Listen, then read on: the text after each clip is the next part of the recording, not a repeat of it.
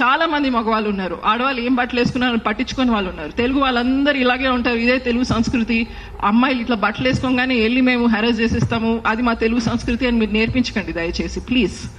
ఇది మన తెలుగు సంస్కృతి కాదు. ఏ సంస్కృతి కూడా, ఇప్పుడు తెలుగు సంస్కృతి అంటున్నాం కదా, 1st సెంచరీలో ఎవరు ఎలా వేసుకొని ఉంటారు బట్టలు మనకు అసలు ఐడియా ఉందా? బ్రిటిషర్స్ రాకముందు బ్లౌజులు అనేవి లేవు భారతదేశంలో, చీరలు కట్టుకునేవాళ్ళు.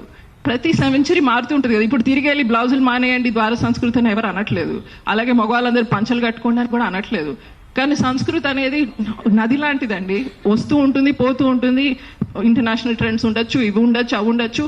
మనకి ఏది కంఫర్ట్ అనిపిస్తుంది, నాకు ఏం బట్టలు వేసుకుంటే నాకు కాన్ఫిడెంట్ అనిపిస్తుంది అది నేను వేసుకుంటా, అది నా ఇష్టం.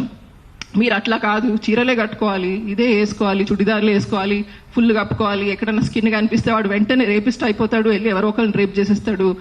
ఇలాంటి ఆలోచనలో మనం ఉంటే మన సంస్కృతి నాశనం అయిపోతుంది. మన సంస్కృతి నిజానికి అంతరించిపోవడానికి ఇలాంటి ఫిక్స్డ్ ఐడియాలజీనే కారణం అవుతుంది. చాలా మంది ప్రపంచంలో అడాప్ట్ అవ్వకపోతే, ఏ సంస్కృతి అయినా సరే ఏదైనా ఉన్నది అడాప్ట్ అవ్వకపోతే, ఇప్పుడున్న సమాజంలో ఉన్న యంగ్స్టర్స్, క్వియర్ పీపుల్, మహిళలు, వీళ్ళు ఏదైతే భావిస్తున్నారో అది మనం సంస్కృతిగా మనం యాక్సెప్ట్ చేయాల్సిన అవసరం వచ్చింది, మనం రిక్లెయిమ్ చేయాల్సిన అవసరం వచ్చింది.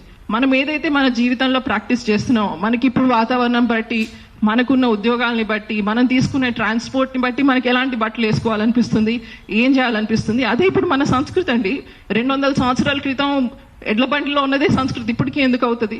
ఇప్పుడున్న సంస్కృతి ఇదే సంస్కృతి. ఆ ఆలోచన మనం మారకపోతే మన తెలుగు భాష, మన తెలుగు సంస్కృతి, మన తెలుగులో ఉన్న అందము అదంతా పోతుందండి.